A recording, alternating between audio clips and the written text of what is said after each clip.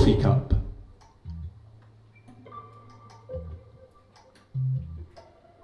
Sometimes the blowhole in the plastic lid of your takeaway coffee cup hasn't fully perforated, or it's resealed in some unintentional heat reaction during the late stages of the lid manufacturing process. And in such a case, the only aperture is the mouth hole, and soon you will jab the blowhole with a key or a pen, or slice it with your fingernail to create the necessary contraflow to drink. But just before that, you will try to take a sip, and nothing will come out of the slot. And you'll think, of course, this is a prop. This isn't real. None of this is real.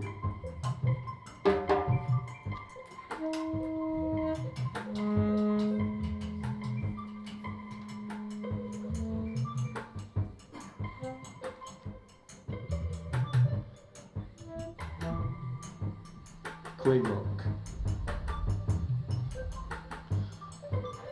If somebody is harassing you or paying you unwanted attention via instant messages, and it is, for whatever reason, impossible to sever contact altogether, it is difficult to know what to do. In the grey rock method, somebody hands you a shiny piece of glass, and in response you hand them a grey rock. "Hey pretty, what are you doing?" they might text you, and you would reply, "I am unloading the washing machine and hanging socks over the radiator to dry." And they would reply, "Cool." Later, they might message you, "How's it going, beautiful?" And you would reply, "I somehow have to fit in doing my tax return in between marking these assignments, and my oldest has a tummy ache." And they would reply, "Oh, okay, that's good." And then at 2 a.m, they might text you, "Are you in bed, darling?" And you would reply, "No, I am waiting for the duvet cover to dry, because although it has been hanging over the banisters all day, it is still wet at the corners, so I cannot put it back on the duvet. I am not in bed. I am literally standing next to the duvet cover hanging over the banisters, waiting for the damp corners to dry, because experience has taught me that even if a duvet cover is only very partially damp, this is still sufficient to cause significant discomfort when you are trying to fall asleep."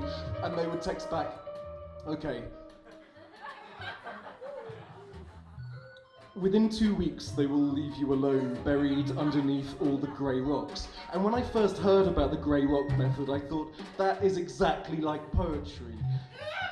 But now that I sit down to write it up, I am struck by the eerie similarities between the grey rock method and life itself, between the grey rock method and how, without the fiercest attention, we start to behave in a long-term relationship. "Hey, beautiful, I got you this grey rock. Thanks, beautiful. Here is a grey rock for you also. I painted it for you. I painted it grey. With my grey rock I honour you. All of my grey rocks I give unto you. In grey rocks and grey rocks, with grey rocks and grey rocks, until we are parted by grey rocks."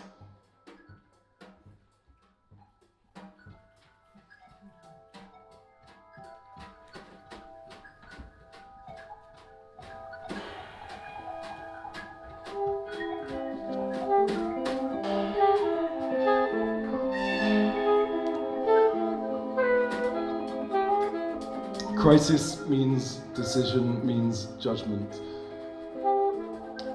I am in an old-fashioned train compartment with a couple who are clearly dressed for a funeral.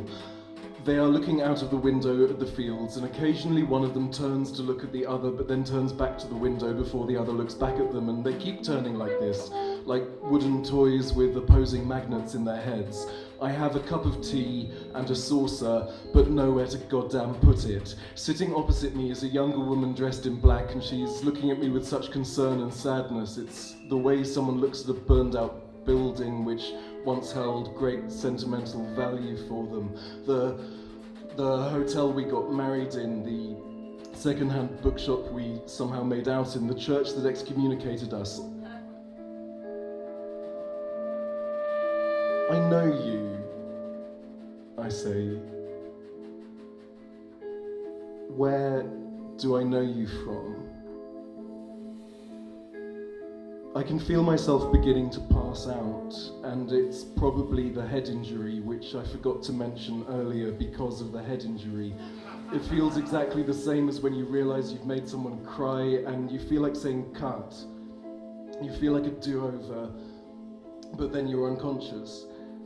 And when I open my eyes, she's gone, and I've dropped the teacup and saucer, and people are looking at me, and the tea stain on the floor, and I leave the compartment, and I'm saying, where is she? Where is she? Where is who? The woman sitting opposite me, where is she? And I go back into the compartment, and the couple going to the funeral say, there wasn't anyone opposite you, it's probably the head injury. And I say, no, there was definitely someone. I saw her, I talked to her, she was definitely there. And I search the restaurant. And I run around and I search the storage carriage full of ducks, and I search the vestibules and a compartment that contains only a useless dead man. We're coming to a stop, but it's not a station.